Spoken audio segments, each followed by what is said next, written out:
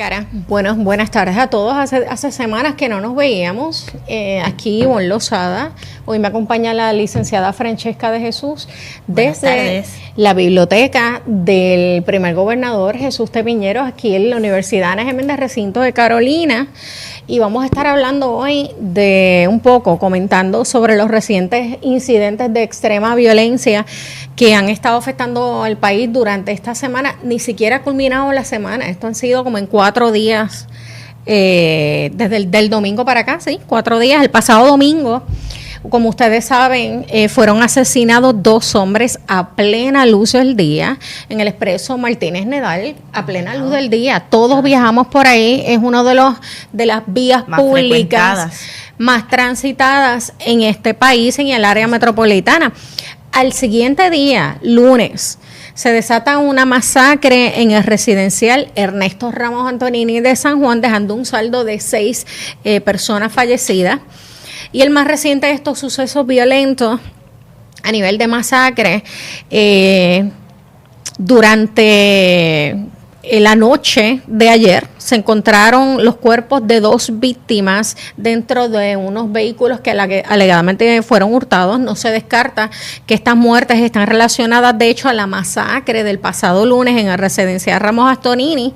Y como les decía, estas son las más recientes víctimas de una violencia generada por el microtráfico de drogas en Puerto Rico, los puntos de drogas, llevando a algunos a especular si Puerto Rico se ha convertido en un narcoestado, y sobre la capacidad de la policía de Puerto Rico para manejar el problema. Obviamente cada vez se dan situaciones como esta y los primeros que señalamos es dónde está la policía, dónde están los recursos, no hay patrullas, no tienen armas, no tienen buenos vehículos, no tienen ni gasolina a veces. Pero ayer estaba escuchando el análisis de ayer en la radio previo al incidente de anoche todavía, que se estaba analizando lo que pasó el domingo y lo que ocurrió el lunes con estas masacres. Y escuchaba a los analistas, ¿es Puerto Rico un narcoestado? ¿Se ha convertido en un narcoestado o va en vías de convertirse en un narcoestado? Que sé que también entrevistaron, me parece que al FBI, y hoy estaba escuchando al nuevo jefe de Fiscalía Federal, que se está estrenando en Puerto Rico, pero también, aparte de eso, la tolerancia que un poco no nos hemos dado cuenta, nosotros nos hemos vuelto demasiado tolerantes al narcotráfico. Y escuché, de hecho, a Inés Quiles anoche en la radio, como decía, mira, tú sabes, nos venimos a preocupar o a alterar o a tocar el botón de urgencia cuando surgen las masacres.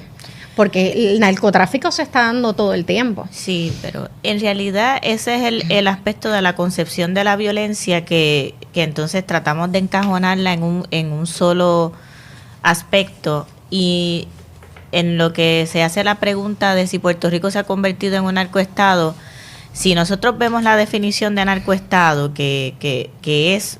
Ciertamente el Estado está compuesto por población, por un gobierno, por una delimitación de un espacio, y para convertirte en un narcoestado es que el narcotráfico ha comprado todas las influencias, el gobierno, hay un nivel de corrupción elevado que facilita entonces el que se haga el narcotráfico de estado a estado, de región en región, de transporte de drogas masivamente. Así que yo no catalogaría, según mi conocimiento, a Puerto Rico todavía como un narcoestado. Puerto Rico es un estado que está contaminado y está infectado de violencia.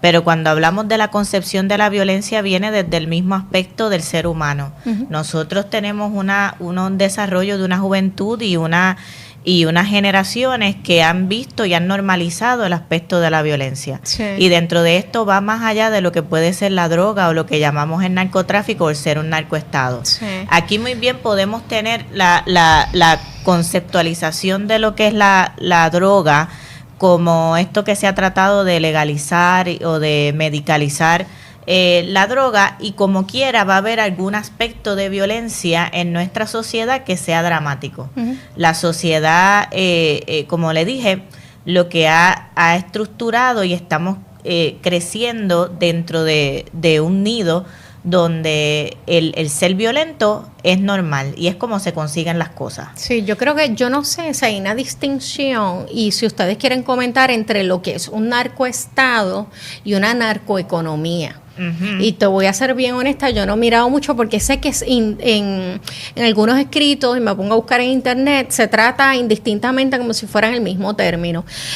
Yo podría pensar que es algo distinto y que sí nosotros tenemos unos modelos de mercado o unas economías pequeñas que funcionan a nivel comunitario también y a otros niveles. Uh-huh. Bueno, son aspectos distintos porque el narcoestado involucra lo que es el gobierno y lo que es la política.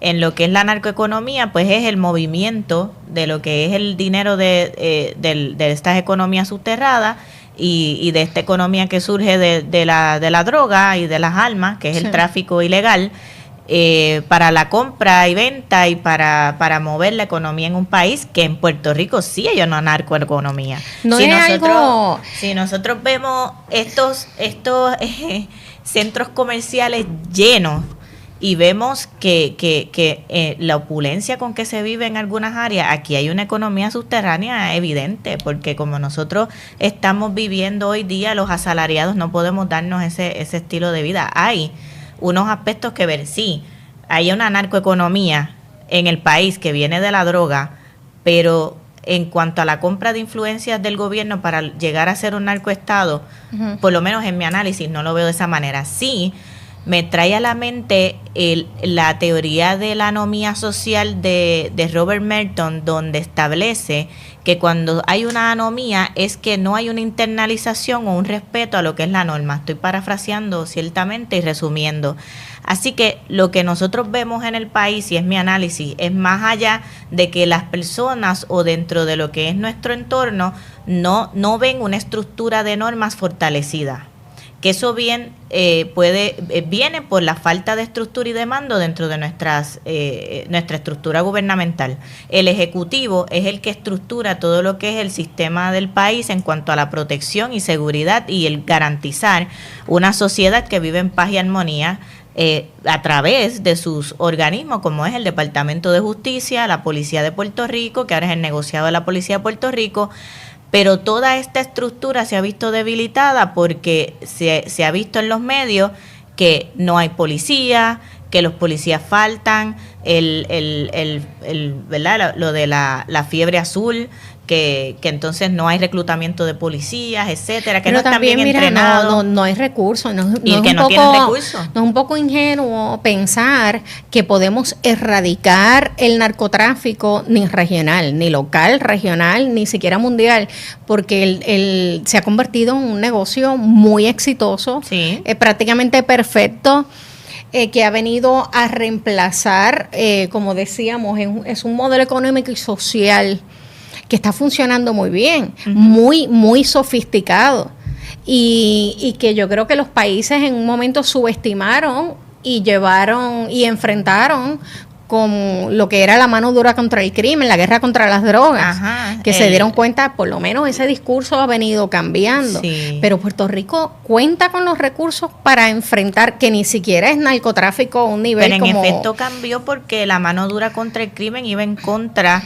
dentro de lo que eran las manifestaciones del cuerpo de la policía de Puerto Rico, iba en contra de los derechos civiles, y ahí es que viene lo de la reforma de la policía luego por las decenas, centenares de denuncias en relación a lo que fue ese tipo de proyecto y el establecer esa rigidez en la estructura de seguridad pública del país. Pero ¿ha habido algún plan mínimamente eficiente de alguna de las administraciones de Puerto Rico? Que a mí la impresión que me da es que ninguna conoce el problema de la violencia transnacional o la violencia que genera el narcotráfico. En Puerto Rico no lo conocen y están improvisando constantemente. Y la crítica mayor a una política pública como lo fue la de la mano dura contra el crimen, que es un ejemplo de lo que fue Broken Window en Nueva York, es que ¿dónde era la mano dura? En los residenciales del país. ¿Dónde está el narcotráfico en el país? No está en los residenciales. Aquí los grandes narcotraficantes no viven en Ramos Antonini o en Manuela Pérez. Aquí los grandes narcotraficantes, que son los que mueven esto, viven en urbanizaciones de acceso controlado. Y no deja de ser un micromercado, porque Puerto Rico es pequeño. Correcto, entonces tú estás atajando la situación en los que hacen el delivery, no en la calle. El que se mata en la calle para poder vender la droga, pero no al que la trae, que eso está en otras esferas. Sí. ¿Ve? Entonces ahí es que sí entra el problema del narcotráfico, el problema de las drogas en la calle y las armas, que igual tuvimos una controversia no hace mucho porque el senador Rivera Schatz estaban avalando la política, la ley que luego se aprobó para poder flexibilizar el poder tener un arma en Puerto Rico. Sí, y que se estuvo discutiendo durante el semestre pasado. Se estuvo discutiendo durante un tiempo, inclusive hubo vistas públicas al respecto y todo esto. Y pues, ciertamente tú lo puedes ver como que, bueno, es flexibilizar el tener la licencia de arma. Y como quiera la consiguen en la calle sin licencia ilegalmente. Pero cuando ven una flexibilización a la norma en general y ven que el Estado baja la guardia en unos aspectos, abres la puerta para otros asuntos que se dan en la calle que no necesariamente tú los puedes controlar desde la esfera y con política pública dentro de esto. Así que es un ejemplo de lo que podemos ver en cuanto a cómo el país y la sociedad ve la estructura gubernamental. Mira, es bien difícil para Puerto Rico poder estructurar una política pública para atender no tan solo el narcotráfico, sino la violencia generada por el microtráfico de drogas en Puerto Rico, porque la mayoría de los fondos son federales. Y cuando se aprueban fondos a nivel federal, vienen con nombre y apellido de programas que responden a la política pública contra la droga en Estados Unidos, que todavía a nivel federal es muy conservadora, particularmente en la administración Trump. A nivel de estado se ha flexibilizado, por ejemplo, con la tolerancia a la marihuana y la regulación de lo que es el consumo de la marihuana en algunos de los estados, pero la marihuana no es el problema principal y no es el principal generador de violencia en los Estados Unidos ni en ningún país. Yo creo que me parece que sería más la cocaína. Sí, y Estados Unidos se ha catalogado como un país de consumo, que usted lo mencionó, pero es un país que consume más de lo que es el principal consumidor y casi produce la mitad de las ganancias del narcotráfico mundial, casi la mitad son solamente en Estados Unidos, sí. casi 36 billones de dólares. Una industria de 36 billones de dólares en los Estados Unidos. En América Latina se produce, se siembra, se produce, se transporta, pero en realidad el que mayor consume son los Estados Unidos. Y también en Europa, lo que es Francia, Italia, que tienen un problema de consumo de sustancias controladas terrible en Europa. Pero Francesca, para Puerto Rico es bien difícil por lo que te dije, está el asunto de presupuesto. Si tú no controlas el dinero, es bien difícil que tú puedas controlar la política pública de tu país porque no tienes dinero para implantarla. Y aparte de eso, estamos ajenos, nos hemos excluido de la discusión internacional. No tenemos, excepto con República Dominicana, alguito que puede darse en términos de cooperación. A lo mejor la hay más, pero yo no la conozco porque no se da a la luz pública. Lo que sucede es que las grandes influencias del narcotráfico están compradas internacionalmente a gran escala y como usted también mencionó en su momento, es bien difícil verlo desde un macro, que esto pueda erradicarse o que pueda atajarse de una forma efectiva. Siempre va a existir. Porque de una forma u otra... Pero tiene que haber colaboración internacional. Sí. Tenemos que poder alimentarnos de qué están haciendo otros países, que sus problemas son distintos. Los problemas que tiene Bolivia y Perú con las comunidades indígenas que producen, o de agricultores en los Andes, que son los que producen, por ejemplo, las hojas de coca.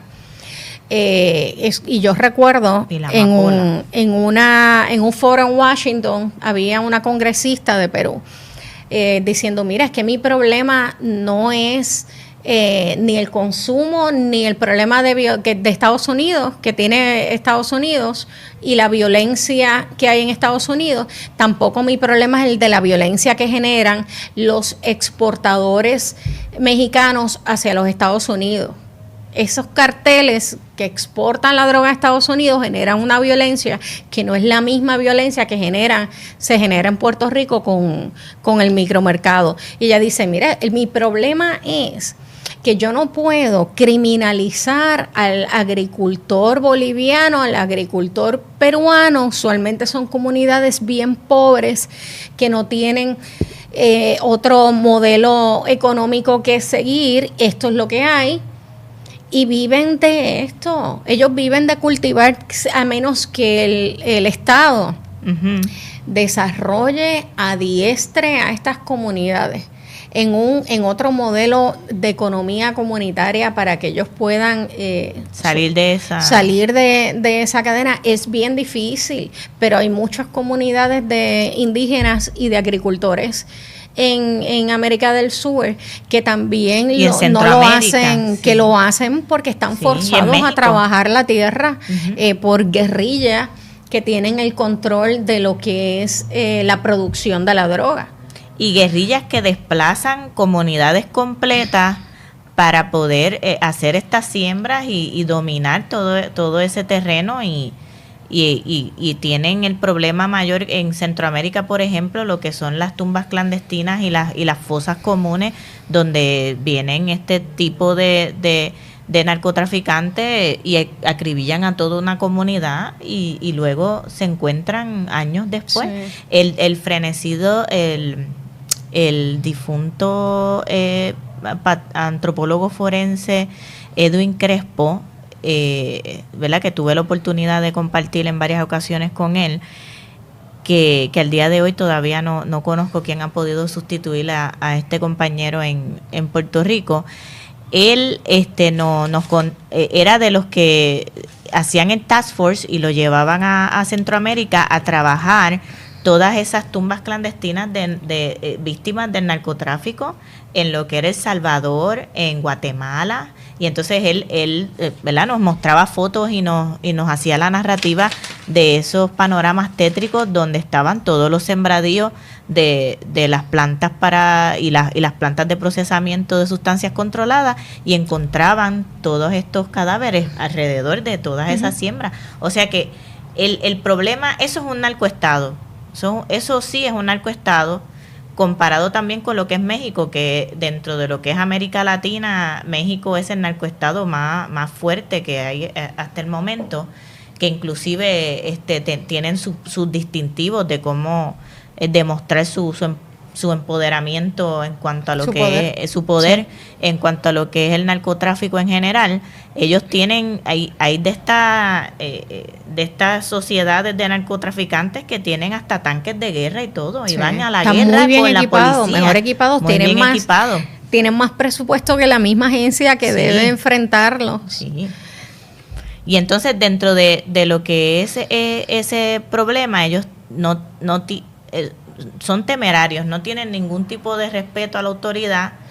Por lo menos aquí en Puerto Rico, aunque lo vimos en un momento, no sé si recuerdas la vez que en el área de San Juan hubo una situación donde tumbaron un helicóptero de comunicaciones. Sí, recuerda que falleció el esposo de una conocida periodista, que era el piloto. Que nosotros lo vemos ahora. También tuvimos la masacre de Pájaro hace unos años, que fue una masacre que también murieron 5 o 6 personas en esa masacre, que es un concepto de la violencia que es cíclico, ¿verdad? Ciertamente se estabiliza y luego ocurren situaciones como la que pasó en estos días en el residencial, pero siempre la hemos vivido en una escala dentro de lo que son los ciclos, que es preocupante y que no hemos podido atajar por ningún medio. El proyecto para nosotros poder trabajar lo que es la violencia ciertamente tiene que ver con el cambio de psiquis de los individuos desde lo que es la naturaleza del desarrollo de valores. del desarrollo de una moral que nosotros, dentro de lo que es nuestro país, se ha perdido. Y estos proyectos de valores que se han integrado a lo que son las escuelas y todo lo demás, con los carteles, con los dibujos, el desarrollo de valores va más allá de esos. Lo que pasa es que yo creo que la necesidad y la situación económica del país, llega un momento en que las comunidades, tú sabes, es una prioridad para muchas de las comunidades. Hay comunidades que viven del micromercado, de las drogas en Puerto Rico. ¿Y cómo tú vas a reemplazar eso cuando tú tienes familias enteras que dependen de eso para comer? Uh-huh. Está el asunto social y el asunto de si es moral o no, pero cuando tienes la comida al frente, esto lo echas a un lado. Cuando tienes hijos que mantener, muchos, por eso te hablo del modelo económico. Y aquí solo, cada vez que hay una masacre, se habla del aspecto criminal. Uh-huh. Está el aspecto económico, que es cómo tú reemplazas esa economía comunitaria en los barrios, en los residenciales. Está el aspecto social, está el aspecto de salud pública. Que no se ha atendido. Yo recuerdo cuando te dije que fui a Uruguay, que se estaba hablando de la regulación de la marihuana y todos desde afuera lo veíamos como que bravo, eso es lo que hay que hacer, la despenalización de la droga, de todas las drogas y la regulación. Y el mismo legislador me decía, Ivonne, es que la droga la marihuana no es un problema, el consumo aquí estamos dándole donde le duele, que es en el asunto de las ganancias, pero el problema principal en Uruguay no es la marihuana, es el alcohol, en términos de salud. Sí. Y en términos económicos, la marihuana no genera mucho, es la cocaína. La heroína. Y la heroína. Sí, que el concepto de las drogas fuertes. Pero también aquí hay una situación de las drogas controladas que son legales y recetadas, como la tramadol, el clonopin, distintos medicamentos que hay gente que los compra también underground. O sea que también hay una situación con los medicamentos y drogas controladas que también se venden en los puntos. También hay médicos que hacen recetas y van y luego, o gente que intercambia de drogas por pastillas. O sea, hay distintos tipos de trueques también dentro de este mundo. Pero dentro de lo que es la generalidad del problema, en este enfoque de la situación y el cultivar los valores en general, nosotros también podemos establecer unos proyectos y unos parámetros que nos ayuden. Ahora mismo, esto de legalizar lo que son los distintos tipos de droga y su consumo, veamos Ámsterdam en Holanda, sí, eso le funcionó en un tiempo, pero ¿en qué se ha convertido ahora? Tienen un problema de criminalidad y de sex trafficking, de tráfico sexual terrible. Entonces, ellos creían que iban a arreglar un problema. Somos un paraíso donde nosotros aquí tú puedes venir y puedes hacer tu consumo y tenemos control, pero se les salió de las manos porque ahora tienen problemas más graves. Todos esos negocios criminales que están vinculados al narcotráfico, como dijiste, lo que es el tráfico de blanca, el sex trafficking, uh-huh, y las armas. Yo no sé, esta no es mi área, pero yo no sé, aparte de armas y el tráfico de niñas, de mujeres, uh-huh, y particularmente que se da, bueno, se está dando en todos lados, en Europa, en Estados Unidos, pero en Europa ciertamente es como que crítico. Es correcto, pero la situación de las armas es crítica. Aquí en Puerto Rico consigues armas y armas alteradas, porque la situación que hubo más en lo que es este residencial, en la situación que tuvimos en Puerto Rico, esos tiros y el calibre y todo esto, en los análisis que se han hecho, pues son armas alteradas, uh-huh, que entonces se consiguen en la calle y ahí lo vemos. Yo lo que también veo es que más allá de lo que es la droga y tener un control, hay una situación del individuo en Puerto Rico que se siente empoderado y se siente con un arma en la mano, se siente como que, por lo que yo vi en los videos, que se tiraban de un lado a otro. Y de estatus social también. Y de estatus social, pero también el asunto de que yo no tengo miedo, no tengo miedo a la muerte, no tengo miedo. Ellos estaban libremente tirándose de un lado a otro, que eso se ve claramente en los videos, y ciertamente es como que es un empoderamiento de que me vivo la película, de que esto es lo máximo, y yo muero, pero muero como un mártir, como un mártir, como una víctima. Y eso es lo que va a pasar cuando se vea que eso también lo trae uno de los documentales que vimos en Cinefiesta, que me llamó mucho la atención, del el regreso de Ernesto Pagán, que tú puedes ver un poco de esto, de cómo ciertamente estos distintivos de las camisas, el asunto cultural, cultural y social de este asunto de los velorios, cómo nos identificamos ante la muerte, y es como que esto va a pasar.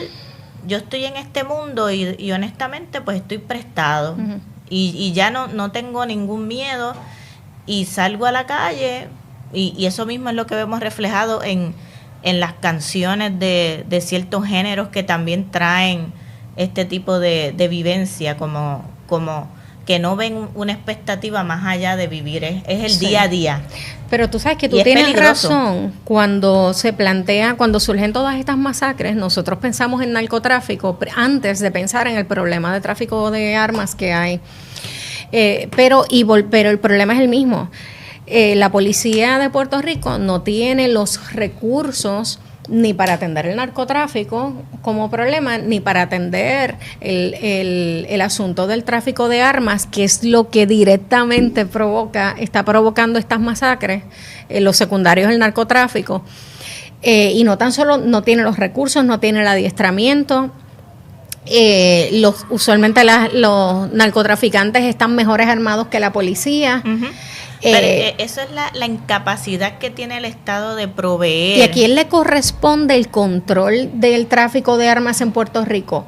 ¿Al gobierno federal o a...? Es un trabajo en conjunto, porque está el trabajo de la calle, que es el policía que está día a día en la calle, que también pues hace unas intervenciones y aplica la ley. Nosotros tenemos la ley especial, pero que es la ley de armas de Puerto Rico. Yo no he visto noticias donde digan, mira, se encontraron, Dios mío, se ocuparon. Usualmente cuando se ocupan drogas, se ocupan armas. Sí, pero son pocas. Un vehículo y es que son pocas. Sí. No es un volumen alto como para... Lo que es el tráfico como tal, sí, ahí están las agencias estatales.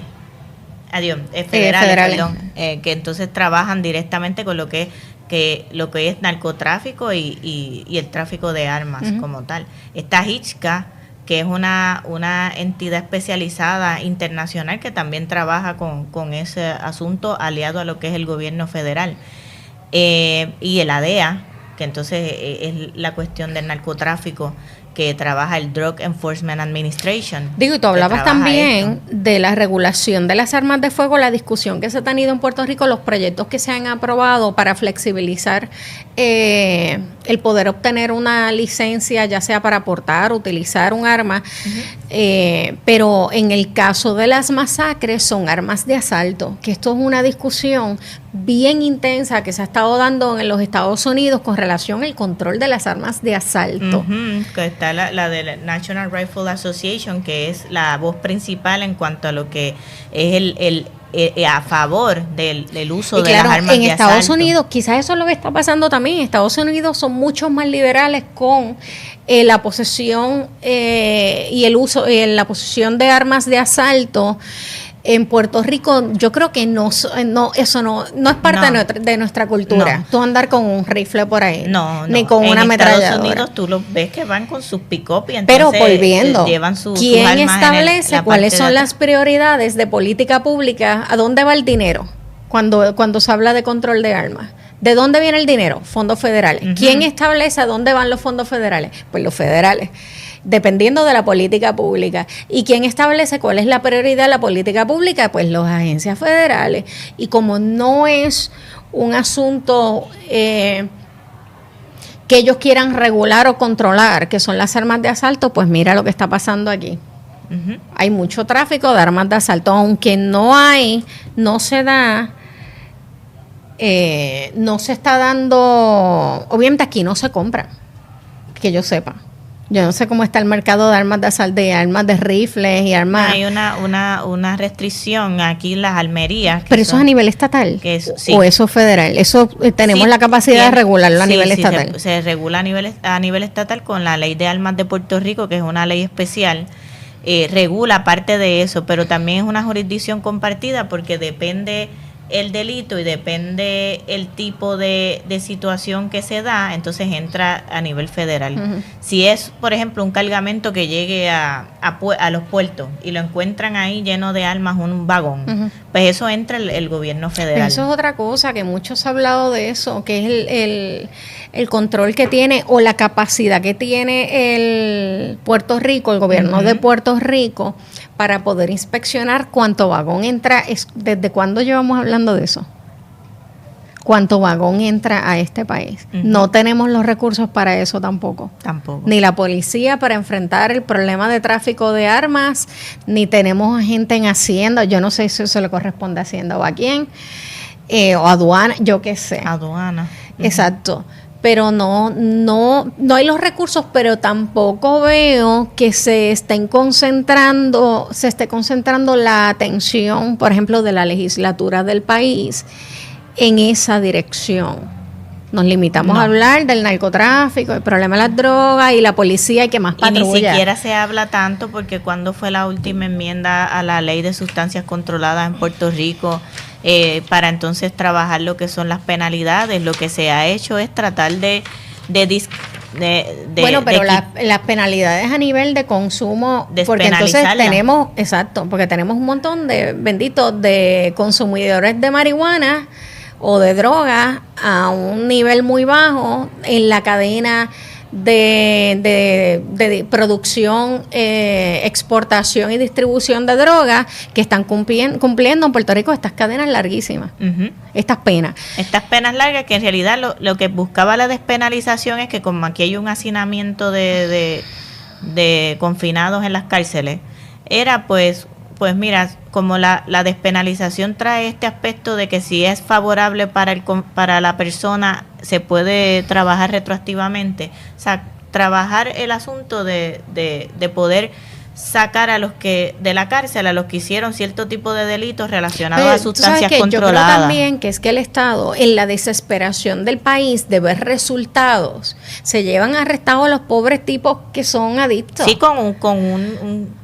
por decir, aquí arrestamos entonces a 4... Y ven los 3 sobrecitos y una pistola. A 4 vendedores, chamacos, del punto, que no tienen ningún poder en la estructura. Que volvemos a lo que comentamos, que en realidad donde hay que intervenir no se hace. Claro, pero es que tampoco los puertorriqueños entienden el problema de la violencia generada por la droga y el tráfico de armas. Lo ha normalizado. Bueno, han normalizado el narcotráfico, pero no entienden en realidad el problema, y como no lo entienden y a gritos le piden al Estado resultados, uh-huh, ¿qué hace el Estado? Pues lo que más fácil pueden hacer, vamos a llevarnos a par de estos tipos arrestados. Es el asunto de la expectativa. Y en realidad es que nunca resolvemos nada. Exacto, aquí hay 2 tipos de expectativa: la expectativa social que tenemos de los individuos de que tengan cierto estatus y que tengan buenos carros, buena ropa, y que esos son los que tienen, y que son las aspiraciones que llevan a muchos a delinquir y a entrar en lo que es el narcotráfico y la droga,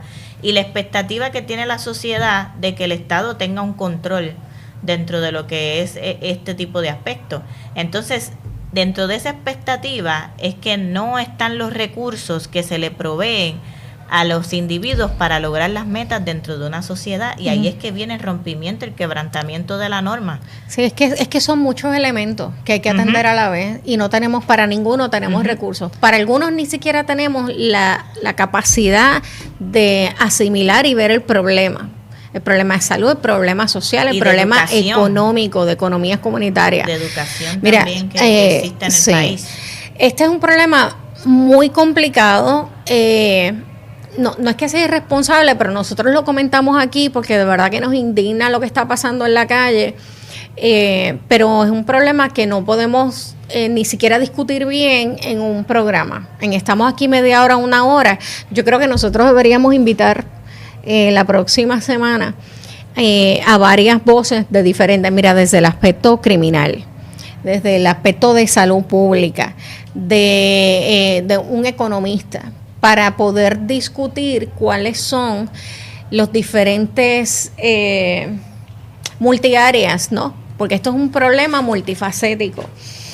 Así que hay que discutir las diferentes dimensiones de este problema. No es la primera vez, yo recuerdo que estuve en Agenda Ciudadana y habían varias mesas para discutir el problema desde diferentes perspectivas. Y es una lástima que estuvieron más de 10 años trabajando en producir documentos que el gobierno no las entiende. El gobierno no las entiende, no las asimila y van en automático porque están desesperados tratando de resolver el problema inmediato. Exacto. Entonces, pero no el problema de raíz. El asunto de momento, cuando esto es un asunto que viene desde lo que es la prevención, intervención y es mucho más grande. La economía del mercado del narcotráfico es mucho más grande que Puerto Rico, demasiado grande para Puerto Rico. Del desequilibrio cultural que nosotros vivimos dentro de nuestro país, que también una falta de identidad y el aspecto de qué normativa es la que nos rige más que otra, que también no lo hemos discutido